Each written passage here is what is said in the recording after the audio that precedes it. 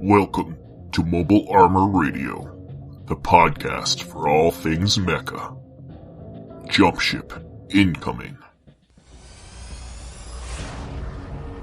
All right, and welcome to another episode of Mobile Armor Radio, episode number 36, which is going to put us at the end of Season 3. Woo woo! Season 3, Episode 12? Yep. We go by seasons. Episode 36. Season 3, Episode 12. 12. As always, I'm your host today, Chopper. I'm Brian. And I'm Rob. And here we go into the Jumpship. No, we're in the Jumpship. You're going to the Dropship.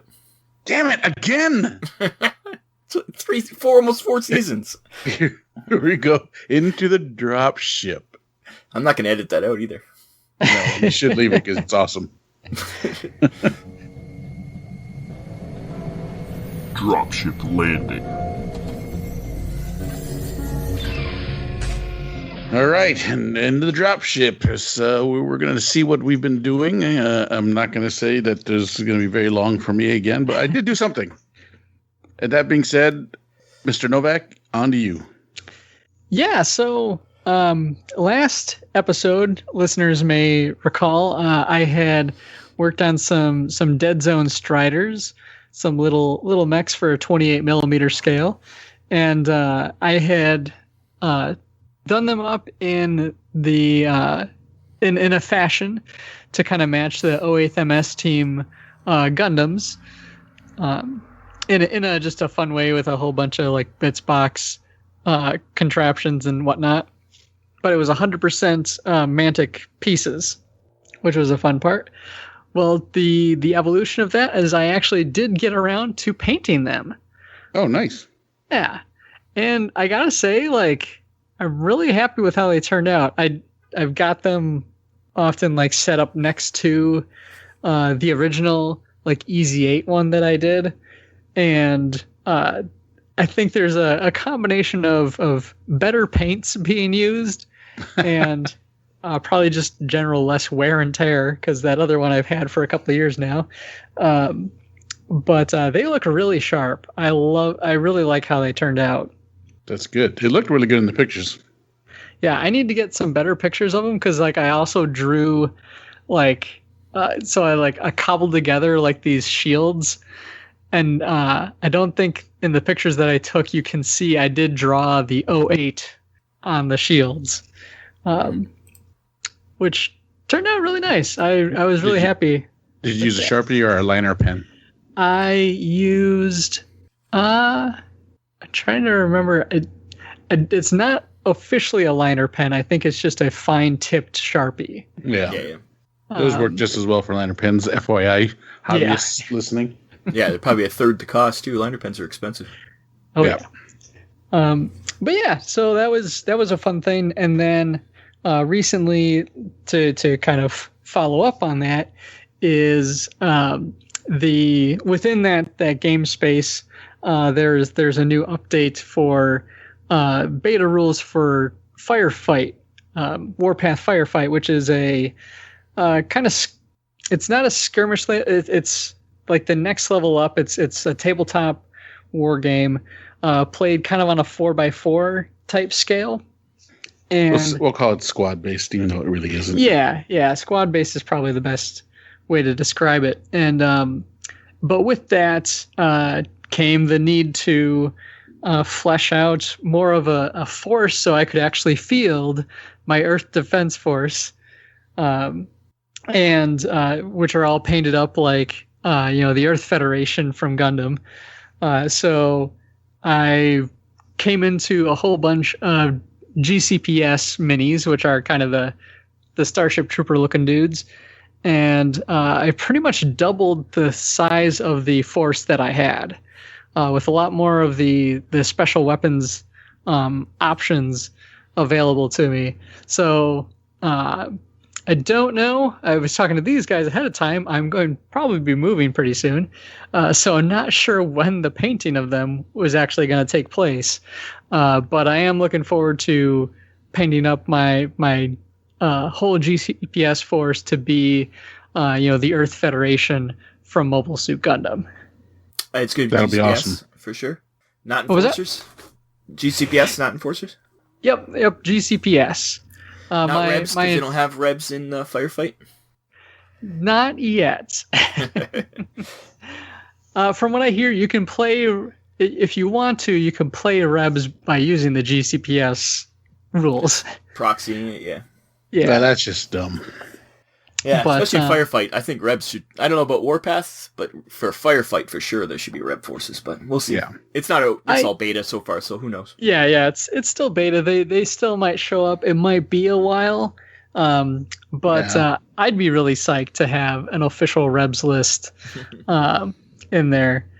And everyone always questions it, like on Facebook, is like, the Rebs would, they're so disorganized. You can never have a standing like army of Rebs, and it's just then there would never be a turnover. I mean, look at Castro, the Khmer Rouge. I mean, Jesus, that's Star Wars. These are all different. I've seen those reasonings. I think then they're not Rebs. They're just guerrillas. Not even. There's just groups of pirates, really. Yeah, the whole point of a rebellion, it's a rebellion army, not just a few desperate people. Yeah, exactly. You guys get it. Yes, so, we're on your side, Brian. So, Pat, what I'm asking is just to nudge and push a little harder for that on the Mantic side. Don't worry. But he'll just be talking about Marauders the whole time. You'll never get a Reb in there at all. Right. The Rebs are going to join the Marauders anyways. I would not be opposed to that. That's a good blend, actually. The Marauders, the orcs of the Mantic Dead Zone franchise, but that more or less wraps up my modeling and hobbying for the month. Though hopefully, maybe not next month, but the month after, I'm going to be, as I mentioned, I'm going to be moving, and one of the perks of the place I'm going to be moving to is that it's going to have a space that my wife and I will be designated the hobby area. And so I'm going to have a lot more space to actually paint and play and leave all sorts set of up. stuff exactly. Though I have to worry about the cat, but we'll figure that out. Just don't let the cat down there. Or the cat box is just going to be teach her. down there, so She'll learn. But anyway, set up that's a shock perimeter around your hobby. That's a wrap on mine. How about you, Rob? For me, mostly, I got my CavCon box finally. I'm in Canada. It takes a little longer. Pat got his last month. So I got that, which I was excited. Got all my goodies. I got my CavCon cup. And, but mostly I got, it came with, well, it didn't come with this. I got this extra, but the Mambas, which are almost like, I don't know, ATVs kind of, like Doom buggies kind of. Yeah, they look like a cross between Hummers and Doom buggies. Yeah. There's two of those in a pack, and Kodiak, which is a amazing looking mech for, how do you say their name again, Pat? Almirithal. Yes. And, but the big showpiece was the dropship. It was the MDF dropship they were offering, the Badger, which is still available on their on Talon Games website. So that dropship was huge, and it was daunting, so me and Pat decided to work on it together, and we did a little Google Meet, and we sat on for, I don't know how long do you think it took us? Almost 3 hours. At least 3 hours, I would think, maybe even more. But it was, the instructions they're like IKEA-like, where it's hard to tell what you're actually doing, and but it's huge. Well, you finally got it together, and this thing is gigantic. Yeah. It's about double the size I thought it would be. The instructions are helpful. I mean, not to complain, but I complain. It would have been nice to know which side the detailed side would have gone. We had to refer to actual built pictures to kind of figure it out, but yeah, and they do have a YouTube video that's like 10.5 hours long. I don't know why it's so long, but it's them doing the dropship, and you can skip ahead and find the part you're at and try to see what you're doing. But it also every piece isn't individually numbered like you would be used to for like a Gundam kit or something. It's like sheets are numbered, so on the sheet it's like a little game trying to find the piece and like, is this the piece? It kind of looks like the piece, and we did it. It wasn't that like impossible. Between the two of us, we figured it out. Yeah, but it took a good 3 hours, and as far as an MDF kit, it went together fairly smoothly. Yeah, the tolerances are great. There wasn't one time where, usually MDF kits I fight to try to get things to fit, or you have to shave stuff off. I didn't find it at all had to shave anything off. It fit perfectly. No. I only shaved one or two things, and that was just because I didn't want to keep pushing on it. No, I didn't even have to. I found I didn't have to do that. It's beautiful. And I'd say it's almost, I think it's probably 1.5 feet long. Maybe even bigger than that. It's huge. It's about 1.5 feet, yeah. I was wondering because the pictures look ginormous. I put a cav on top to show the scale, and the cav looks like it looks smaller than like a light Battletech mini, which is one of the largest calves. It's the size of a TV tray, because mine's sitting on a TV tray right now. Mine's sitting on a IKEA shelf, and it takes up the whole shelf. Yeah, well, I think you had yours on your keyboard shelf on your desk, right? Yeah, it kept falling off because it was too big. I kept knocking my keyboard off, actually. Yeah. Wow. It was a lot to manhandle and put it together, but it was fun. What's the cost on that again? It's only $80, I think, right? 90, I think, but yeah. $90, yeah. Worth it. For MDF kits, MDF kits are usually expensive. And if you're looking for a dropship, this is a nice, fairly affordable alternative. But it's almost so big that you can't even use it as a dropship. Like it's almost better a piece of terrain. just have the scenery. So you say that, but I was thinking about what I would use this thing for. And I would definitely use it as like a scenario thing where one guy plays the defender who's all set up, and then the attacker deploys from the dropship as he lands. And so, I think that would make a good scenario for Battletech or Cav. I was just saying, like, if you could get like some kind of standees to like have it where it's flying over the terrain. It'd be pretty hard. This thing weighs a ton. It's pretty heavy. I mean, you could probably make something out of 3D print.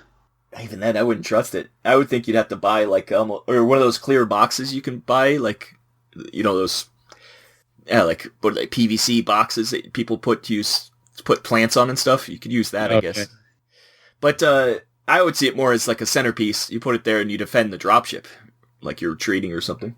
You could do one or the other. I was just thinking about this the other day because I'm like, all right, now that I got this built, I can get it painted at some point in my life. I'm so used to like map scale Battletech dropships, which are like, it's not true scale, it's like smaller scale. This thing is the size of a map. Like it is probably true scale to maybe, I think it'd be one of the largest dropships in Battletech because it is huge. You could probably fit like, I don't know how many mechs inside of it. I'm not sure how they work in Cav, but my definite goal is to probably run that scenario with it and see how that works out. It is. I'd have to decide. I'd have to play a game and see if it's worth it to make the attacker even less. But then we'd have to arm the dropship too, which you can because it does come with missile pods. Yeah, and there's they also actually on their store where you buy the dropship, they also have files to 3D print the missiles for it, so you can fill the pods with missiles if you want. Yeah. Which I like better because anytime people try to do like MDF round shapes like that, it's either fiddly or it doesn't look right. I'm glad they're like, yeah, you can accent it with 3D printed parts, which is cool. But it's exciting. It is the centerpiece of a collection, that's for sure. I don't know where I'm going to put it. I have no room for it, so maybe I'll hang it from the ceiling. I was going to say, you're going to have to put a couple eyelets in there and some fishing string. Yeah, it is huge. It's like the old school model kits used to hang from the ceilings. So yeah, other than that, that's all I've been doing. What about you, Pat? You got anything else? So other than you and I building the drop ship, I also got my CavCon, but I think I got my CavCon in the last episode. So I just didn't get around to building till you got yours. I was kind of waiting because I felt it would be easier and better to build with someone, so you can be like, "Is this how this goes?" Yeah, blah, blah, for blah. sure. Bouncing off each other was very helpful because you'd be like, I think it's this. And I'm like, oh, is it? And then we look and they're like, oh, yeah, I think that's it. Yeah. Like, if you're doing it yourself, you would have screwed up a lot more. I think we were I think so, too. And it would have taken us a lot longer. Yeah. We were like, okay, and then, one of us would get ahead and look for the piece and be like, okay, this is the piece. Look for this piece on this sheet. And you were like, oh, okay, that's easier. Yeah, so that was very, very much helpful. So, yeah, if you buy the Dropship, have your friend buy one too and work on it together. Words of wisdom. So something else that I got that I haven't been working on yet, but this might jump to the top of the list of things to get done. So a good friend of mine from Geek Nation Tours, Terrace Cassidy. If you're not familiar with Geek Nation Tours, check out the website. Just search Geek Nation Tours. He does these awesome geek-like tours. He took a group to Vegas to do a Star Trek experience tour. He takes people to Japan to do a samurai Ronin tour. He does a Gen Con tour. He does an Adepticon tour. On their on their YouTube channel just recently, they were showing off their Lake Geneva, going to all the original D&D. Yes, that was their Gary Con tour he put together. Oh, and they actually played games with Gary Gygax's son, with Ernie, which is pretty cool. He ran a game with them, yep, and a couple other guys that wrote a lot of the D&D modules back in the day. Yeah, it's very nice. Like at Gen Con, we've met those guys a few times on all the guides that go on their tours, and it's sounds like really fun what everybody gets, because they always have events for them, and like for working with Mantic, we've done a few demo games. I think what we demo Star Saga when it first came out. I think maybe it's Star Saga. We've done Hellboy. We've done a bunch of things because we go to we work closely with them a lot. So, and I've gotten to know Terrace throughout the years. He was a good guy, and he's Canadian, so he's even better. Yeah, that makes him even cooler. So if you're looking for a nice little getaway nerd trip, I mean, even my wife was thinking like maybe we can do the Japan one. They're a bit of money, but it's almost all inclusive. Yeah, it's curated too. Like it's be all the things that you would try to do yourself, but they have it all organized for you. So of course you're going to be paying a little bit more. For and knowing Terrace, he puts together a lot of good things. And over the years with working with Terrace, we see them, the same guys over and over at Gen Con or Adepticon. So it must be a good trip. I mean, shouldn't say must be. I know it's a good trip for them to come. And we've seen guys from Australia come to a lot of times. Yeah. Gen Con 2 times in a row. So. Yeah, for a lot of those international guys, it's these kind of, like, I don't know how many of our listeners are from overseas, but it's a good deal because half the time you can't get hotel rooms for Gen Con. He arranges everything for you, so it's just for that alone. Like, we're lucky because we're working with a company and Pat gets to book stuff early, but if you were trying to go to Gen Con on your own, it is so hard to get any kind of accommodations anywhere near downtown, so yeah. Mm-hmm. Yeah. Good job. Anyways, he never said what he did for you. So the segue was I just wanted to give him a good shout out because what he did was very nice and he didn't have to do it. So I went out to go get my haircut today and I opened the door and there's this big bright yellow box on my doorstep. So to preface this, I play online D&D with Terrace occasionally, and then he had the big Neo Zhang Gundam unicorn model kit, the 144 giant one that's about the size of a small baby or a small girl. And we were talking about it, and he says, "Oh yeah, I've had this thing now for 6 years, and I don't think I'm ever going to get to build it." I said, "Well, send it to me, and I'll put it together." He goes, "I want that." He goes, "That's kind of like my dream model kit." And he goes, "Oh yeah?" He goes, "Okay." And then I thought that was the end of the conversation. And then today, the box shows up on my doorstep. Wow. So, and it's not a cheap kit. This thing is ginormous. It's always made my list of things, our Christmas episode that we always do, of things we want, and it always makes my list. And there's a picture of it where a small Japanese girl is holding it, and the thing is ginormous. It's about the size of her almost. It is your whale. It is. Whale. So just a nice little shout out to Terrace. I got to talk with him. I feel like I should at least pay for the shipping.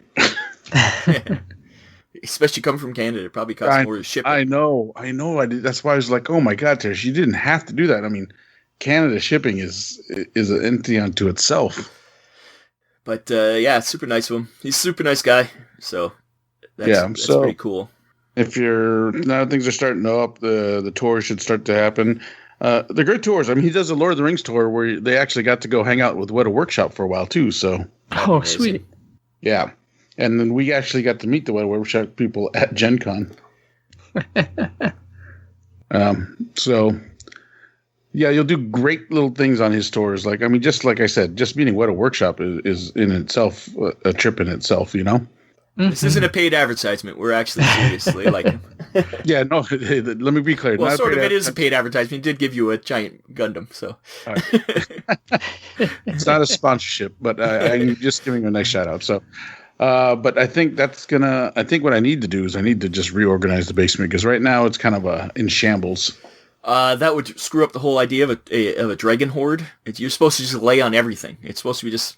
I remember the first time I went down there, I was just walking by a random like table, and you had like the introductory box set for BattleTech just sitting there. I'm like, I don't think it was opened. I'm like, what's this doing here? He's like, oh yeah, I forgot I had that. that is the definition of Pat's basement. Oh yeah, I forgot I had that. So, well, maybe that's why I need to reorganize it so I can remember what I have. I'm sure you've bought in so many duplicates just because you forgot you had it. Well, yeah, I don't even want to talk about it. Well, I think that's why I ended up with your Battlestar Galactica models. I think you're like, oh yeah, that's why that's why you got a Mark II and a Raptor because I rebought them again because I forgot I had them. Yeah. So I benefit from it. Although I do the same thing. There's some BattleTech books that I've given to Pat because I bought them and forgot I already owned them. So it's the way it is. So I think I need because how big this model is, it's going to force me to reorganize my little model building area, and I think I'm going to make a conscious effort to put this at the top of the line since I've been wanting this kit for such a long time. Yeah. You got to take your time and savor it. Yeah, I mean it's the standard Bandai kit, so everything's pre-colored, so you quote unquote don't need to paint it. But I have a vision where I want to use it. I want to kind of glaze it candy apple red. So I want to use a lot of transparents over silver, different grades of silvers. Mix some metallic fleck into it, so it's got a nice, like big cool, like metallic. Yeah, I think what I'm going to do is get some ghost paints for my airbrush. Get those auto body paints that have all the color flip. Well, the ghost tints. Color flip. Yeah, the ghost tints are nice by Minitaire. So the ones I got are kind of old now, I think. So I think I'm going to try and buy a new set. And plus that, oh Christ, I can't even remember the damn name of that paint now that does transparents that I used to paint Iron Man. No, it was these were acrylics, hand paints. But that'll help me cover. So I guess what I'm going to do is do levels of different chrome, silver, gunmetal kind of a thing. I like the Tamiya clears. Clear. They have all colors of clear. I like those ones. Yeah, I have a bunch of those too. Yeah, and those will also come into it's good to get candy apple or candy whatever color doing those because you just do every layer you do gets a little deeper. It's really nice on smooth surfaces. Oh, it's Pro Acryl transparent paints is what I want. There you go. Yeah, that's what I'm gonna do. So a little bit of ghost tints, Pro Acryl transparent paints, and some of the Tamiya clears to give it that real kind of like in the cartoon in Unicorn that you get that kind of high gloss red on the Neo Zhang. So, yep, it's going to look sweet. So stay tuned for that. Stay tuned for that. We'll hold you to it. I think every month we'll be like, you finished that yet? Yeah, well, the original Zhang that I built way back in the day, how long did that take me? A week? Yeah, at least. I remember when you were doing just the fingers. Like, yeah, I was building something. Yes, it's twice the size. Wow. That's big. I remember, you're building it and you're like, oh, wait, this is the hand. Yeah, I go, what are these things I'm putting together? I don't even know what I'm doing. And I started putting together and went, oh, these are the fingers.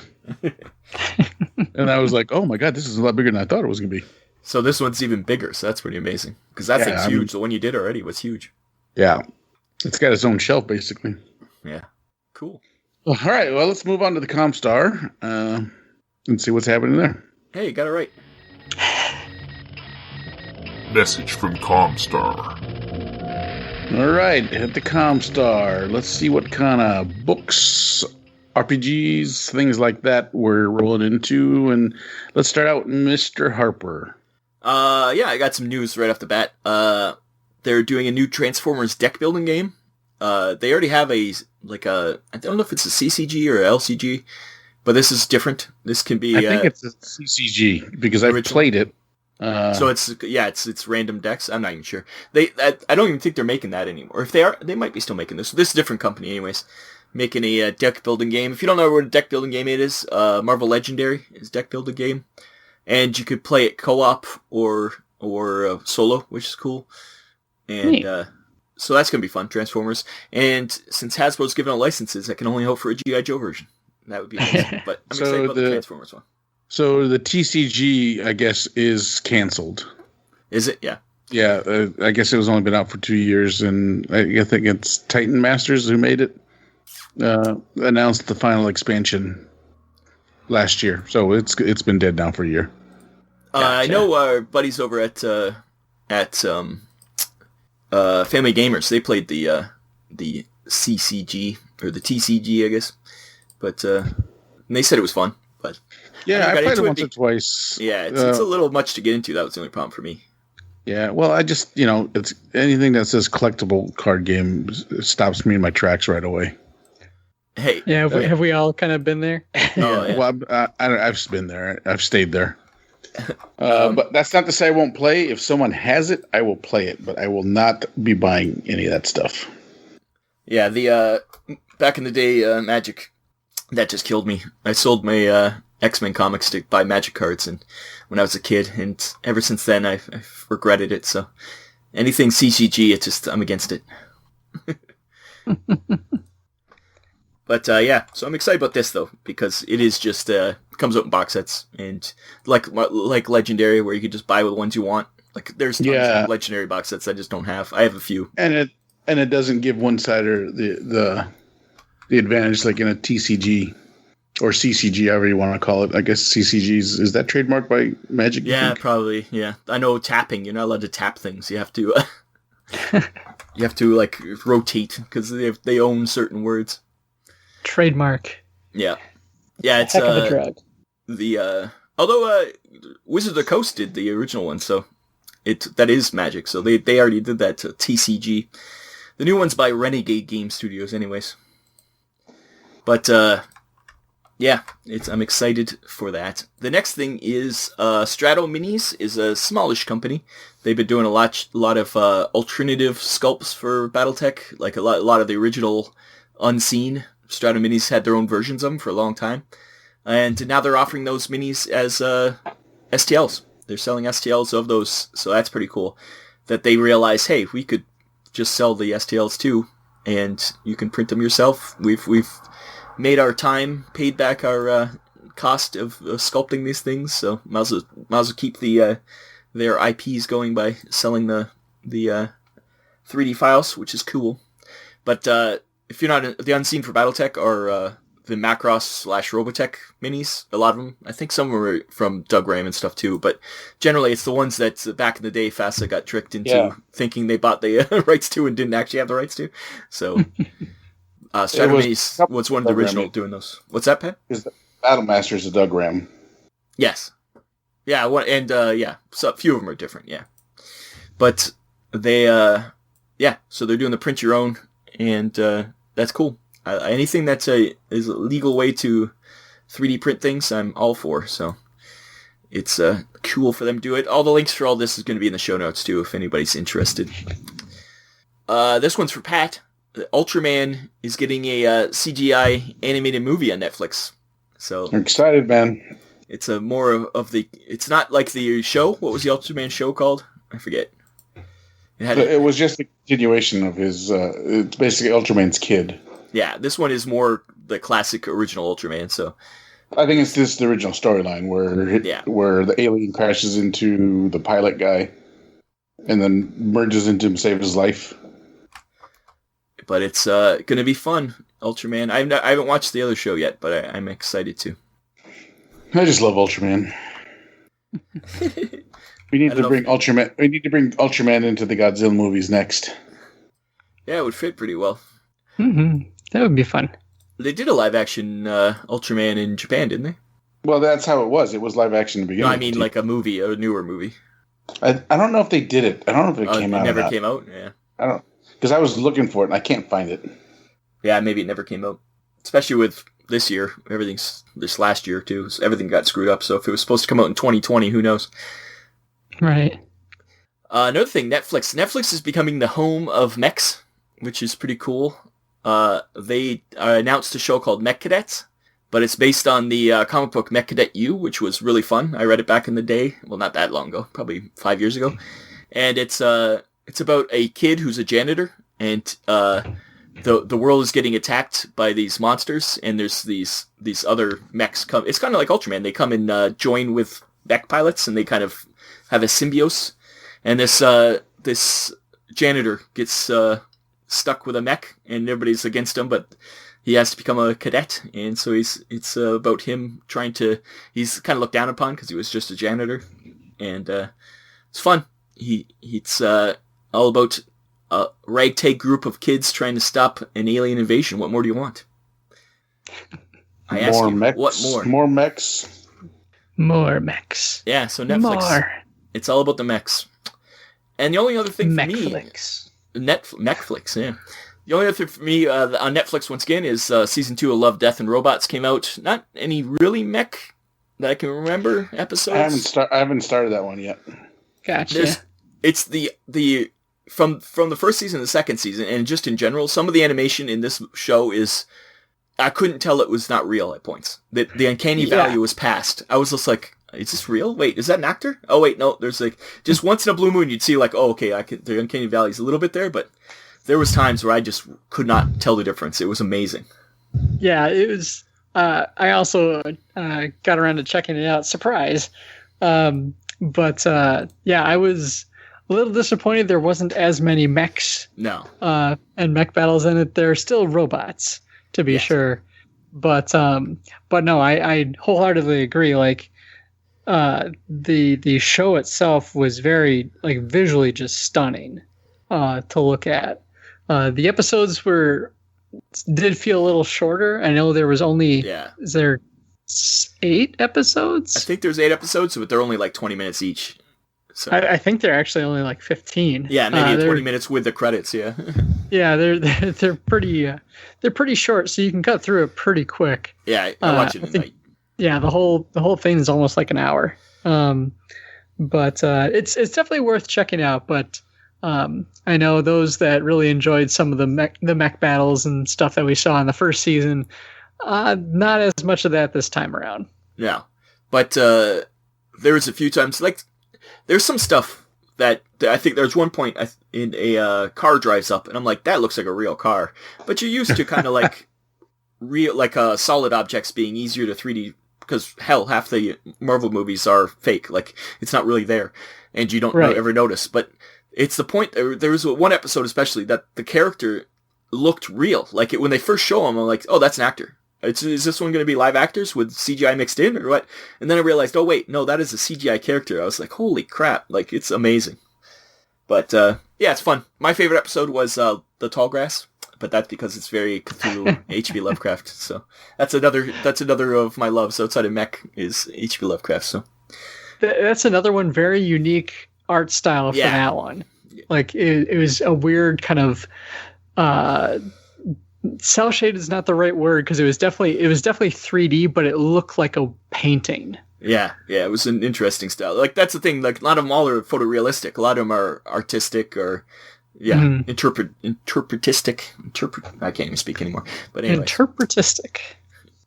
It's season 2, Love, Death, and Robots. It's good stuff. Check it out. Anyways, Pat, what have you been doing? Nothing.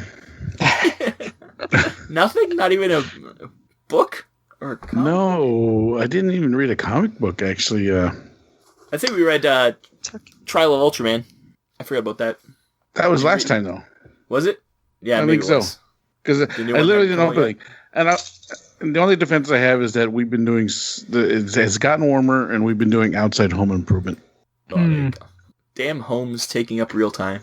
So, we got new doors in the house. We got new porch lamp. We got new curb numbers. So none of these are mech, so they don't apply.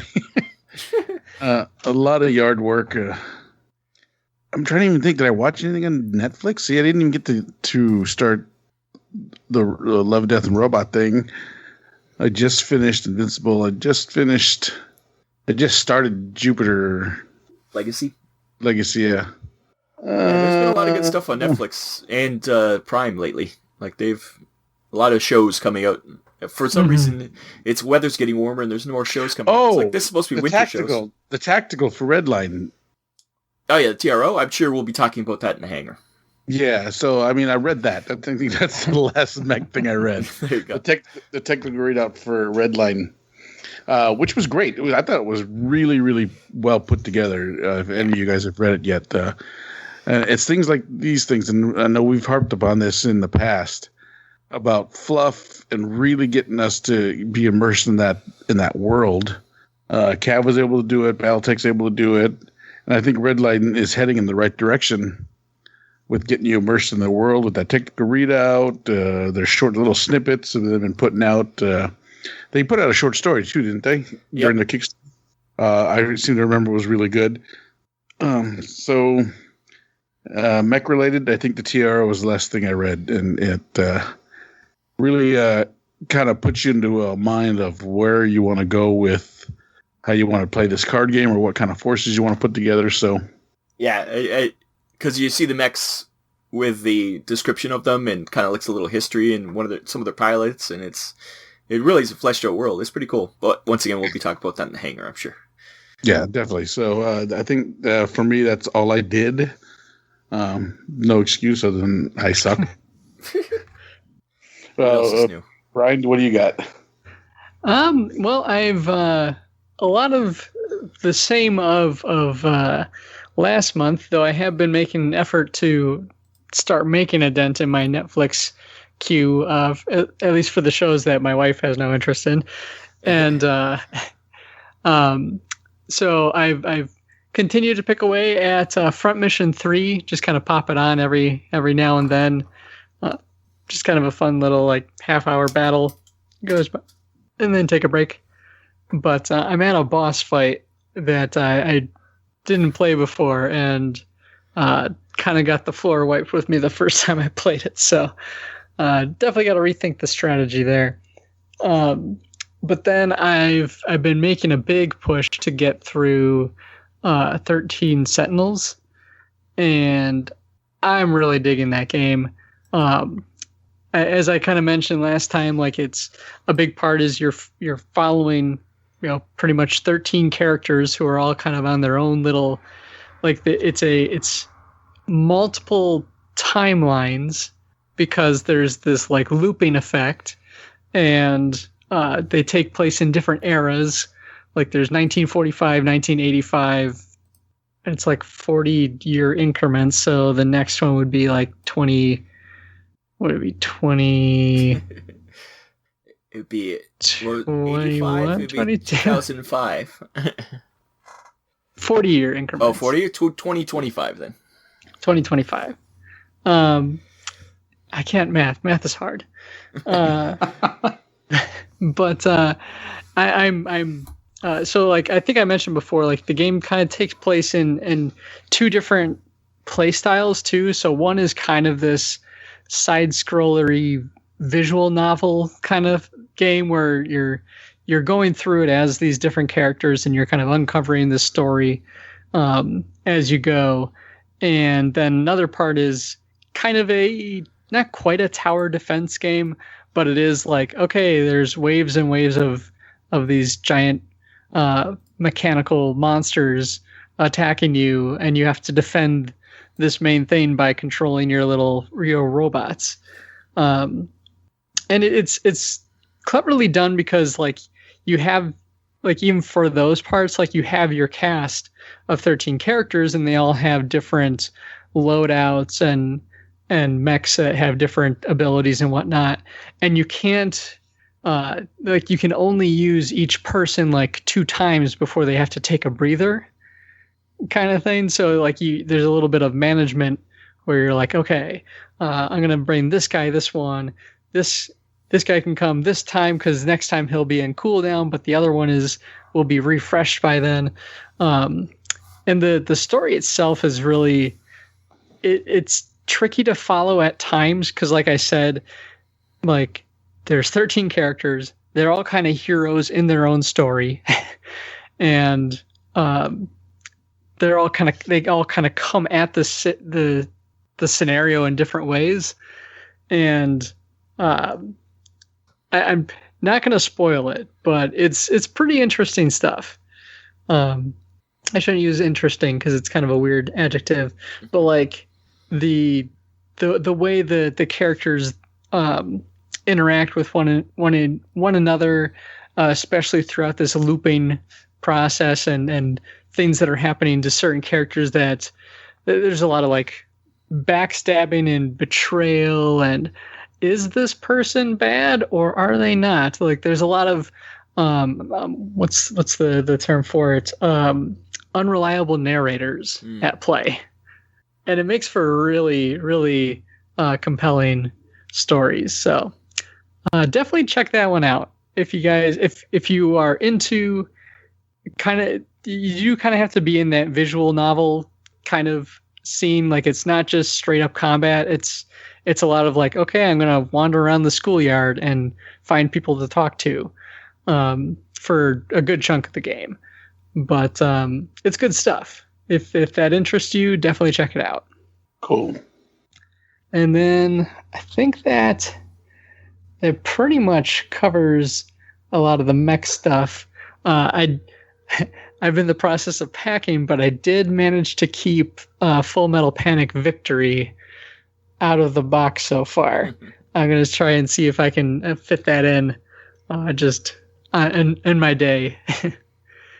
And try to catch that up, but yeah. Otherwise, been busy, but I'm excited for 13 Sentinels to wrap up. I've got characters like their stories are wrapping up, and it's like, okay, this character is set, they're ready for the final battle, and so it's a lot like it. So it's Vanillaware is the company. I realized I never mentioned them by name before. But they did like Odin Sphere, which was similar kind of thing where it's you were playing through as like 6 different characters in this story where they like throughout it at different times the characters are interacting with one another. Sometimes they're villains, sometimes they're heroes, but it's all leading up to in Odin Sphere in particular was like the events of Ragnarok, right? So it's you're bringing everybody's story up to the end of days kind of thing. So they're doing a pretty good job of that with this game as well. Yeah, that's cool. It sounds like fun. You're playing on PS4? Yeah. Yeah. To check it out. Mm-hmm. Cool. Definitely. So, all right. I guess then we should head on into the MechBay Hanger where we have a very special guest. Stay tuned for that. I'm Brian. And I'm Rick.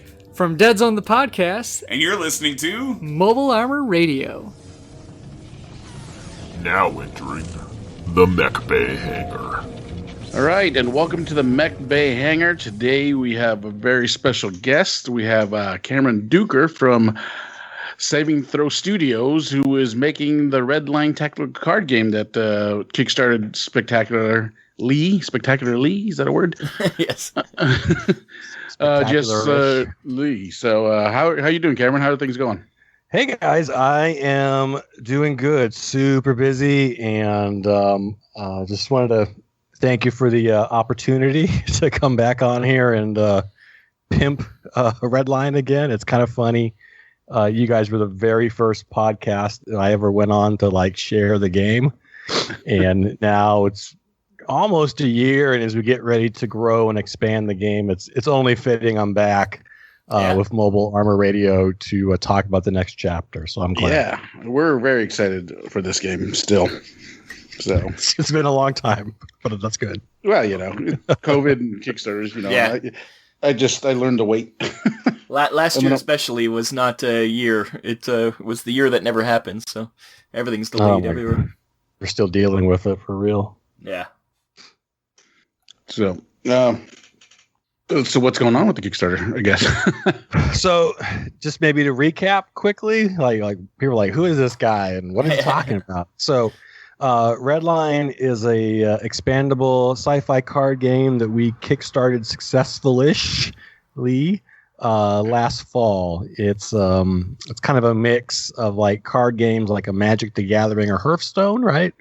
got those card game mechanics, but it's blended with like tabletop wargaming.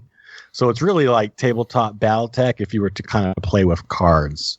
That's awesome. Yeah, it's actually really cool. And we put a lot of work into the Kickstarter last year, and we did fund, and we funded last September. And basically ever since then, it's just kind of learning the process and working with our factory in China, back and forth, sending proofs over and files, just getting the game right and getting it ready. And it's May 25th, I think, as we record. Well, it's late in May. We should have shipped by now. But yeah, well, you're not the only one out there right now, so we would have. COVID messed up shipping a little bit when it comes to overseas, but it also the ship we had, I just found out it broke. It's been broken for like 3 weeks. It disappeared. It just like I'd be like, "Where are we at?" And I get answers like, "We don't know. The ship kind of disappeared." You're lucky it didn't sink. That's all. The Somali pirates got him. Or get stuck in canals, right? So a new one got chartered, and it should be here shortly. So if not for a broken ship, we probably would be shipping it like right now, but just a couple of weeks delay. So that's better than I think there's another ship just yesterday. I think they showed a cargo ship on fire. No, it's like it could be worse. Don't put that in his head.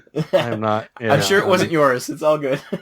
I agree. I'm going to check it right after we get done recording. But yeah, no. So a lot of the time was kind of just spent because we funded last September, and I think May was our shipment date is what we aimed for. And like I said, just getting everything ready, and it's our first time Kickstarter, and learn that process. It just took a long time, which we knew, but still a little disappointed we didn't quite make our May date. But it's a couple weeks late, and we'll live. Yeah. But I was just going to say, I got a Kickstarter the other day that was 7 years late, so I think you're doing okay. Oh my god, yeah. And I just first time out, you want to have a good impression, and you want to come out swinging and stuff like that. But that time that we weren't sitting on our hands. We've actually been using that time to just as excitedly announce that we have our first expansion. Nice. Literally right around the corner. So we've been working on that this whole time, and it's pretty much done. Like last time we kickstarted, we had about maybe 70% of the game finished, right? And kickstarting would allow us to kind of complete it fully and get it made. But our new expansion is called Redline Siege, and like I said, it's about all the way done already. So we're way ahead of the game on this. So that's really cool. And like I said, just been working on it, but waiting. But finally we get a chance to kind of share it with your listeners now, kind of, talk about the game, but also, what the new expansion brings. Cool. And it's going to be back on Kickstarter for the expansion, or are you going to do it separately? So we're going to do a Kickstarter again, because Kickstarter really is such a great platform for people like us who are small and still new. If you put in the work and you put a good product up there, there's just so much opportunity out there. So yeah, Kickstarter is still a great thing for us to do. It's 2 new decks. So Redline's an expandable card game, right? And one of the not a criticism, but feedback we got last time when we originally kickstarted was an expandable card game, but we didn't have any like extra cards, right?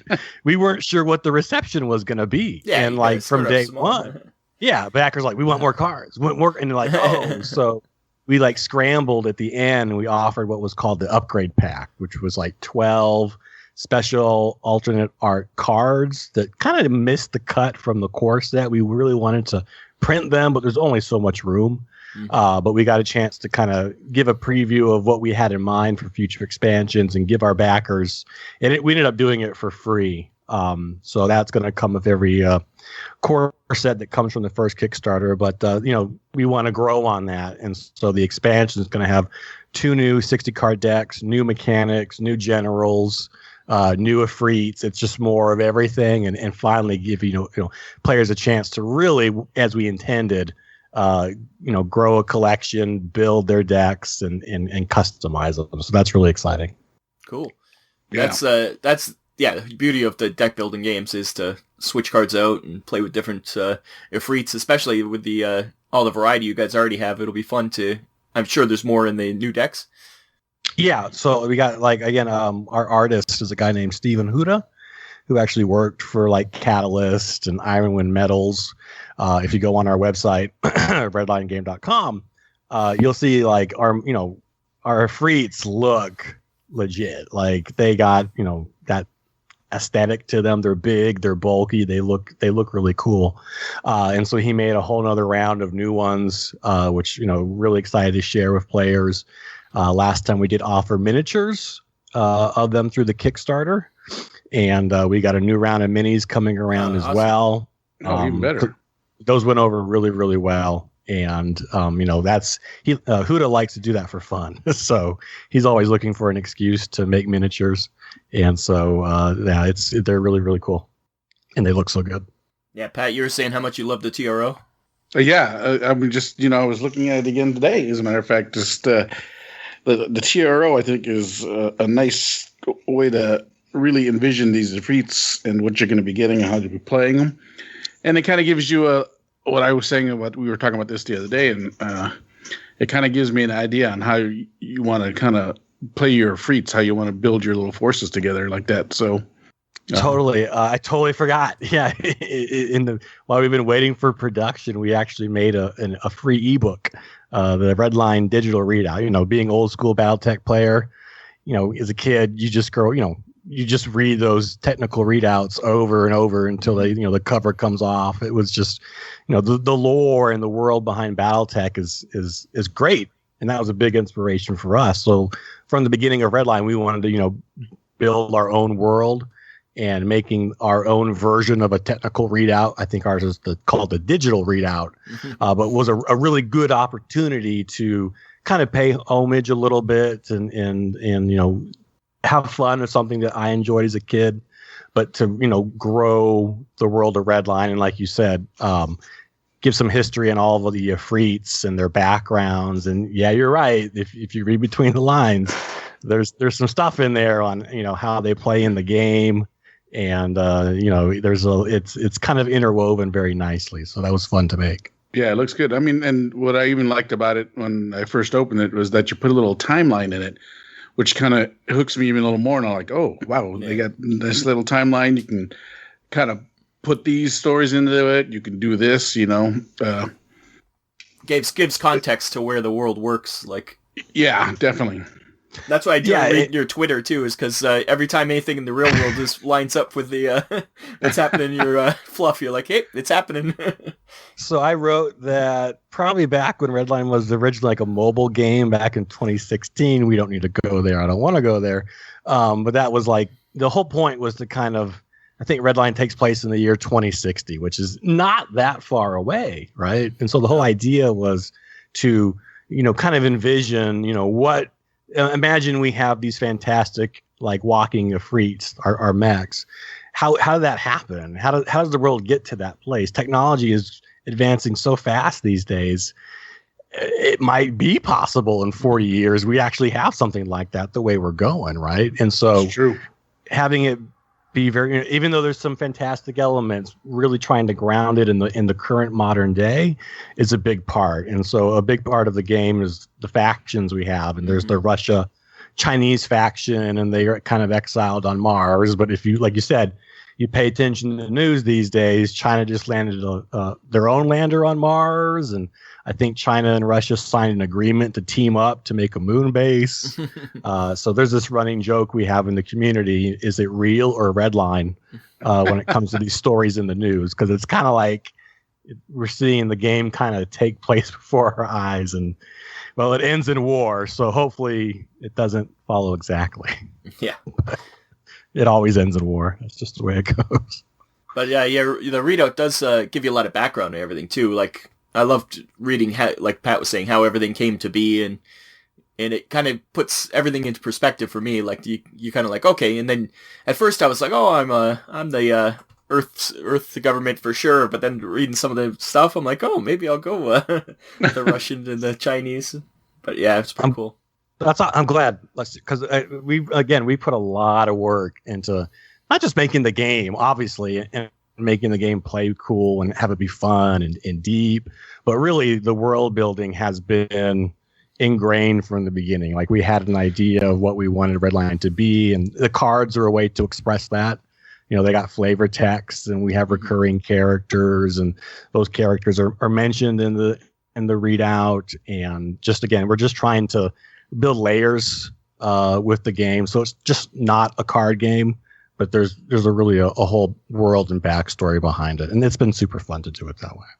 And you did you did a short story too, which was once again get you into the world and how the Efreets actually fight, which I liked a lot too. Yeah, again, battle. It's just because, you know, as a kid, heavy influence reading those source books and technical readouts, and the internet gives us an opportunity to do that now. We don't got to write a whole novel, but we can do little short stories, and we're looking at doing some more of those. I've had some people propose some Redline novels already. So I can't say anything right now because nothing is concrete, but there's a lot of irons in the fire to try and slowly, but, you know, build something here. So there's a card game at the core, but there's other things around it you can enjoy. Yeah, rich world. Like you've built a rich world pretty quickly, and I think it's really interesting. I used to be a amateur screenwriter, so I'm going to blame that on that background. I can't help but tell stories. Well, you tell stories correctly too. Like, a lot of people think they know, like, it's fan fiction and you think they're telling a good story, but you actually know how to set it up. You can tell there is some writing in the background there. Spent a lot of time writing a lot of bad scripts, so it helps. But yeah, the new set is really cool. It's more of the same, so it's still the same two factions. There's the United Nations of Earth, and there's the Mars Crimson Pact of Mars is what we call it. A cool thing I can maybe spoil right now is that the game is set up with regular card games you might play as like trench warfare, right? You're going in one direction back and forth at the same time, and that's fine. But Redline is like Blitzkrieg because we have a random map. There's an actual map deck, a mission deck. So every game you play on, there's different objectives to secure, and you can actually plan maneuvers when you make your attacks, right?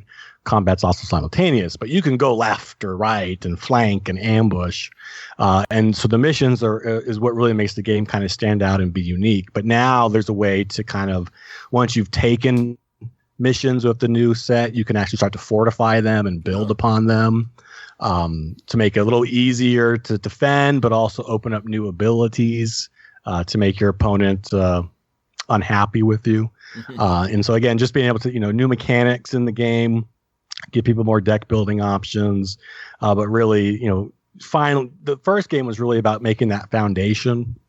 You got so many ideas when you're making a game, as you might know, like you want to put everything in at once, but you really got to pump the brakes and you got to be careful not to do too much too fast. And so finally the Siege is giving us a chance to really kind of, once we set the table, let's put a good meal on the table and have players enjoy that.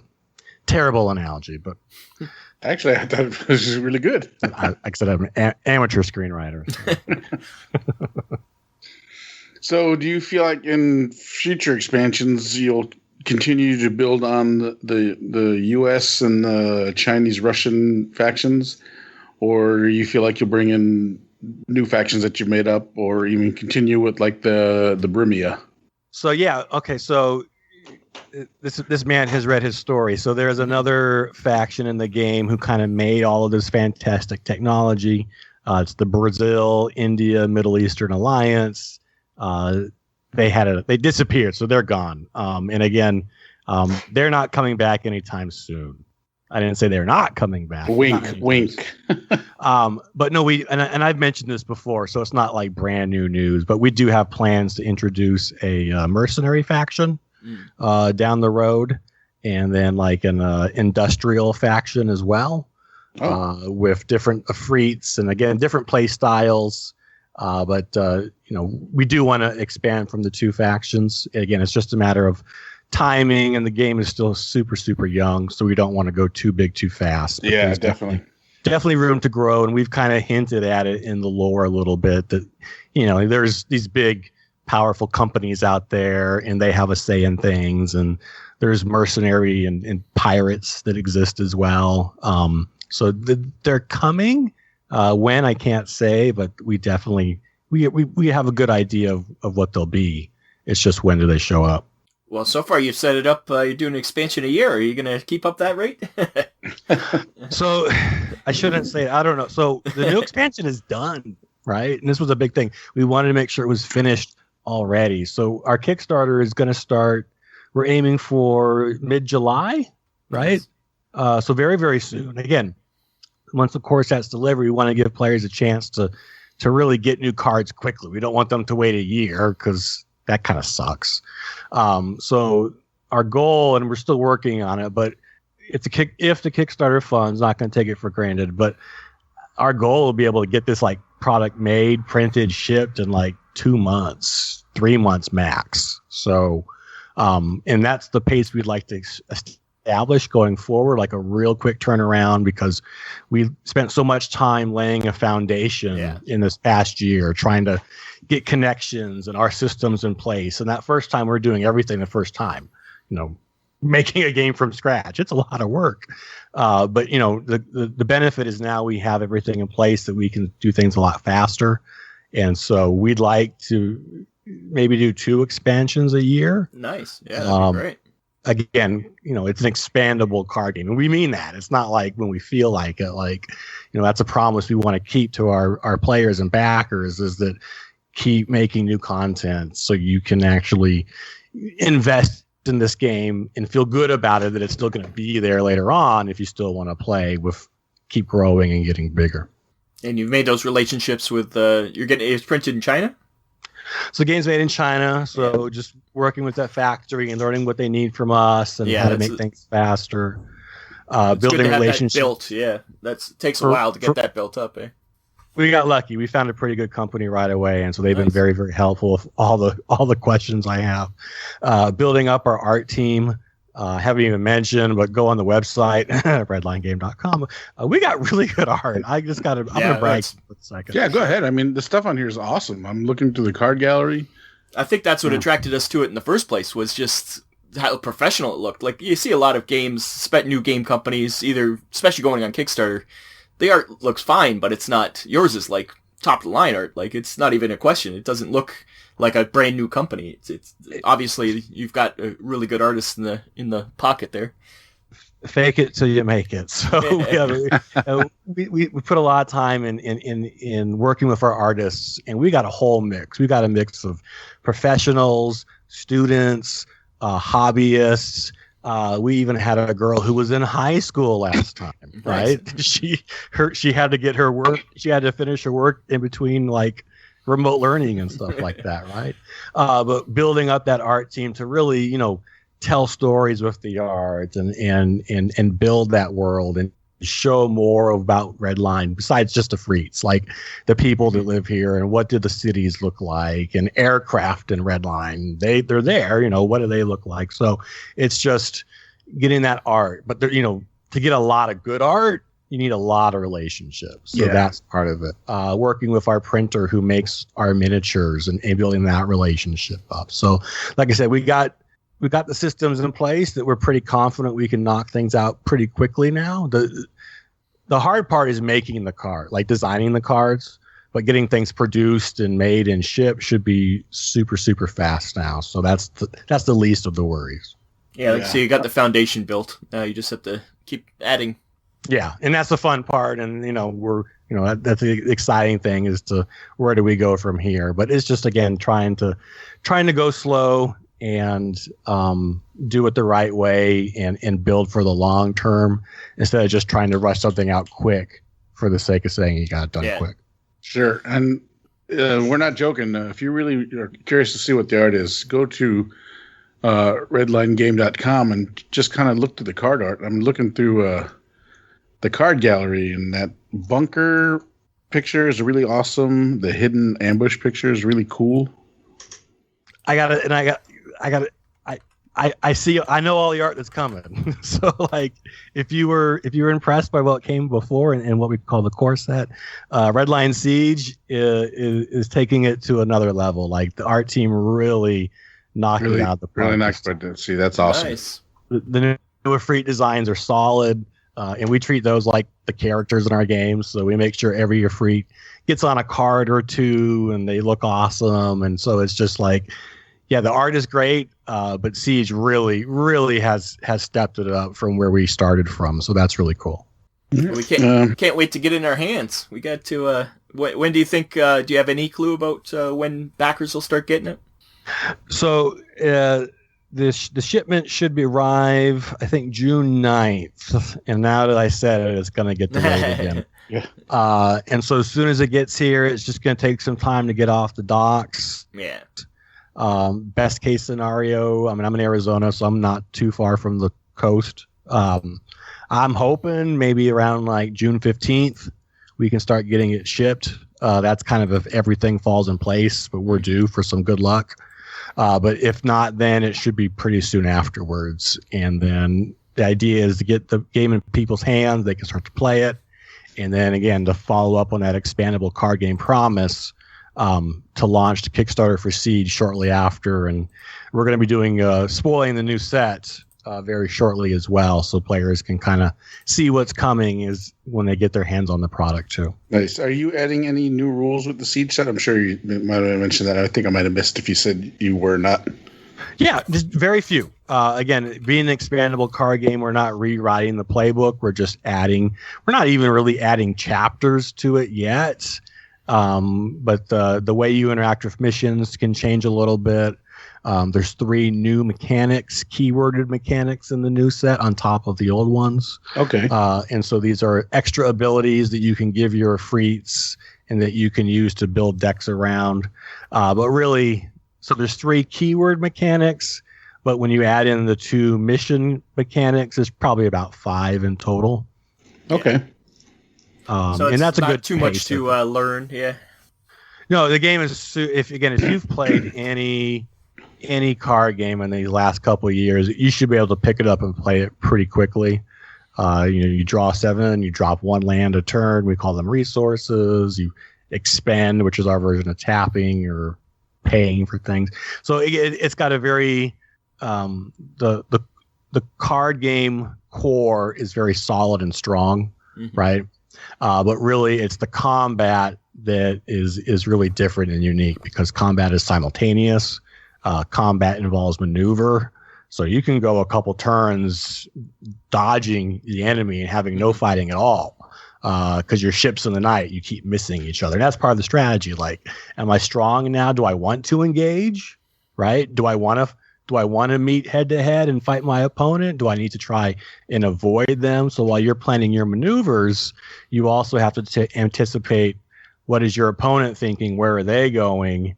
And again, do we want to meet and fight? Or sometimes you bump into each other by accident, Gettysburg style, and you have a throwdown like that. So it really opens up a whole level of strategy. You just don't have in other card games because it's just trench warfare. But Redline has, if you're in a bad spot, you could totally outplay your opponent if you can just be a little wily and smart with your resources.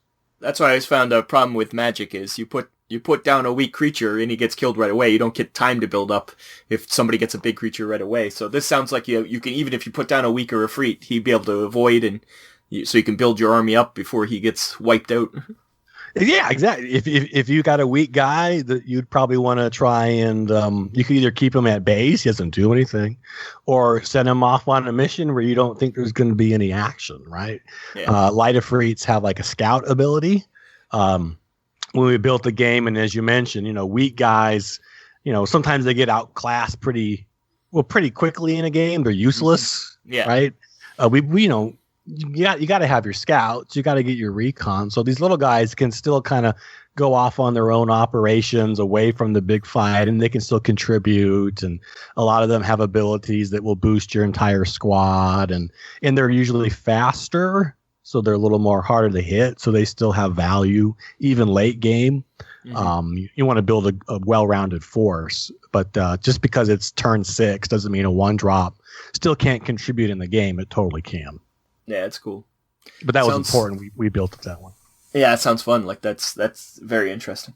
It is fun when you get two people going at it and you're trying to outthink, and you get bad beats, and sometimes you got long odds, but you pull off an amazing shot or something like that happens.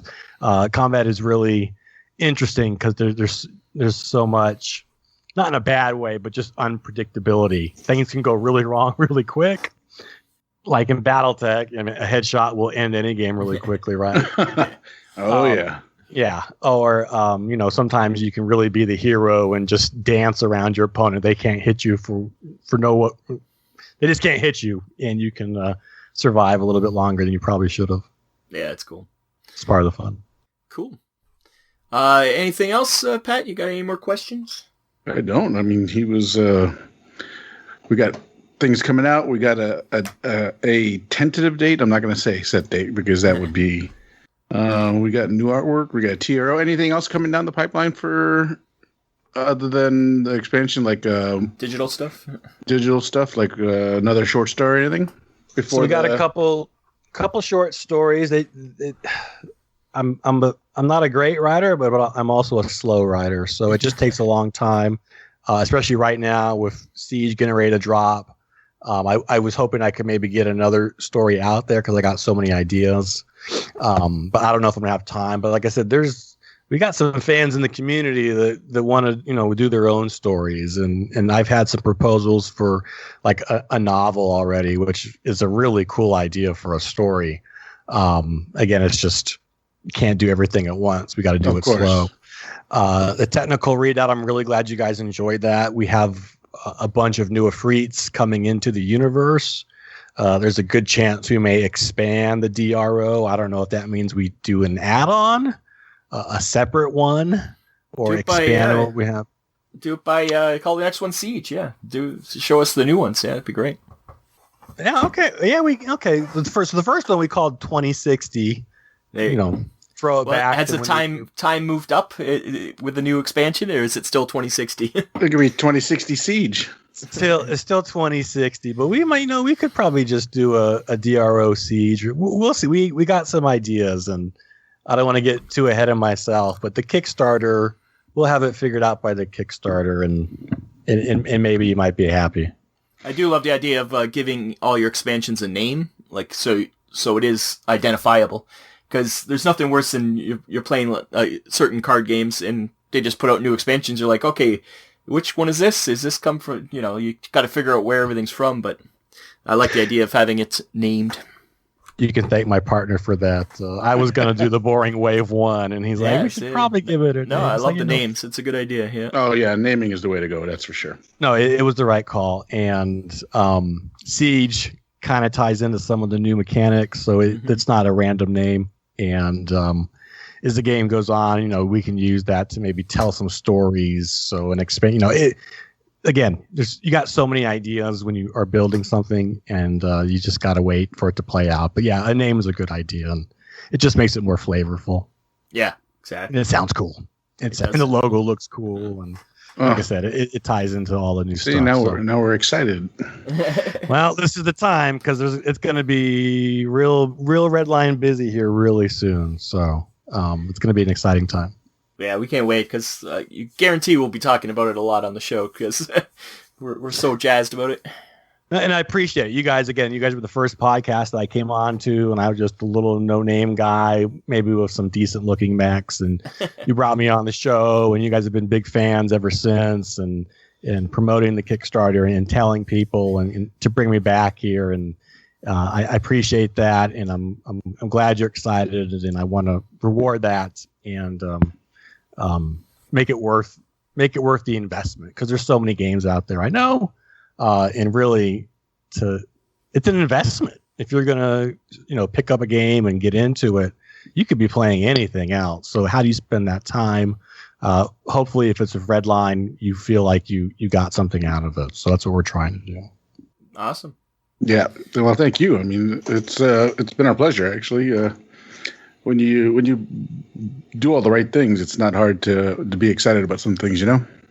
Again, it's at the end of the day, I'm just a big dork who played way too many games growing up, and just, you know, it's been a blast. It's been a ton of work and a lot of late nights and a lot of just, you know, nervousness. Is this going to work? And is people going to like it? But again, it's a way to be creative through building cards and the story and working with people. I enjoy that. And so it's just been really, it's never once seemed like work because I do it in my spare time because I just really do enjoy it.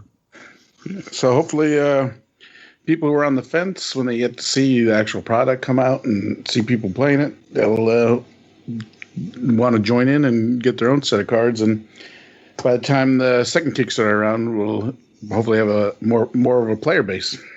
Exactly. So to wrap it up, check out redlinegame.com. You can see all the miniatures we have available right now. You can't really play the game with the miniatures, but all of our Efreets are 3D already. So why not make them as these really, and they are 1/28 scale, 28 millimeter bases. So they are Battletech scale exactly. I'm definitely putting them on the table when we play the card game, though. They make great. People said they want to use them for like mercenary factions or for their own little pirate factions because they look close enough, but they're not designs anyone's going to recognize. And we also big fans of games like Mecha Hack too, where any mech miniatures you can get, so you can use. So we're definitely going to be throwing them into other games too. Yeah, they'll go on the shelf and no one's going to know any different. They look great. The core set is currently available there right now, and as soon as that gets here, we're shipping. The core set comes with the upgrade pack. That's a free gift we're giving to all of these our first backers and gamers. So it's limited to the first 500 copies of the Redline core set. And when it's gone, it's gone. So these are alternate art versions of unprinted cards as of yet. Maybe they'll be collectible. We'll see. But after 500's gone, they're gone. And then again, pay attention because we got the Siege spoilers dropping probably the next 3 weeks, and pull back the curtain and share the new set, these awesome new Efreets, and all the deck building and gaming opportunities that lay in wait. So the Kickstarter is coming soon, and definitely check that out too. It's going to be cool. Look for announcement on the Mobile Armor Radio Facebook group. We'll definitely be letting people know when this goes live. All right. Well, Cameron, thank you for coming on. We really appreciate you taking the time to hang out with us and chit chat about what we are excited about is going to be an awesome card game. Oh, I've been sitting on this for so long. It's so nice to finally share with people, our labor of love that we've been working on here. So super exciting. It's going to be a really fun summer. So strap in. There you go. And as always, you're always welcome to come along and talk about the next big thing for Redline. We'll talk about the next expansion. It can even talk about unrelated Redline stuff. So that's that too. It's just fun to get out. It's COVID. I don't get out very much. So I know. It's nice to get out, even if it's online. Perfect. All right. Appreciate it, guys. Thank you. So redlinecardgame.com, or was it Redline.com for the game. Saving Throw Studios is the people who make it. Cameron Duker is the man, and check out the stuff. It looks good. All right. Thank you. All right. Thanks, Cameron. I see you. Let's ExFil out of here. Okay, Cameron, thanks for that great interview, and we're looking for more great things from Saving Throw Studios. I'm very excited for my Kickstarter Redline to come soon. Question mark. Damn China and their shipping. So I hope they keep up with the good work with keeping the stories going, things like that. Yeah, I always look forward for those things. I don't know about you guys. Yeah, absolutely. Excited. All right. Well, I guess now it's time for the ExFil, as we already started already, but you know, it's always good to introduce the bit midway through. Got to keep them on their toes. Professionals. That's why we play it like we don't remember the show titles to make sure they're paying attention. They're like, wait a minute, they're in the wrong section. You can go to any podcast if you want to follow the same order over and over again, things like that. But you come here for the spontaneity. Get the names right. Yeah, you come here for the unprofessionalism and the spontaneity. Yep, it's all part of the ploy. That's why we're so professional. We seem unprofessional. Oh my God! So this next episode coming up, next month is going to be June. So, editor's note: we obviously can't tell what month it is either, because the next episode's actually July. So there you go. It's time flying. That's half the year already. Jesus. The first episode of season 4. Yep. Yeah. Exciting. You can't wait. You can't wait for season 4. Although I think last episode we said it was the end of season 3. We lied. This is the end of season 3. We once again, we can't count. So yeah, well, it was a 2-part finale. That's it. Perfect. 2-part, and then we'll have the crossover with Magnum PI next week. Yeah. There you go. Maybe the budget will be bigger this season. Oh, so then you're saying like we can get a crossover with the Love Boat? No, we can actually hire good announcers. Oh. Great. Who will talent. know what segment we're going to be in? They'll just announce it for us, and we'll just go right there. That's right. That's the thinking. There you go. Well, from Mobile Arm Radio, thanks for listening. I've been Chopper. I've been Brian. And I'm Rob. See you next time. Good night, everybody. This has been Mobile Armor Radio. Join our Facebook group by searching for Mobile Armor Radio. Find us on Twitter at @MArmorRadio.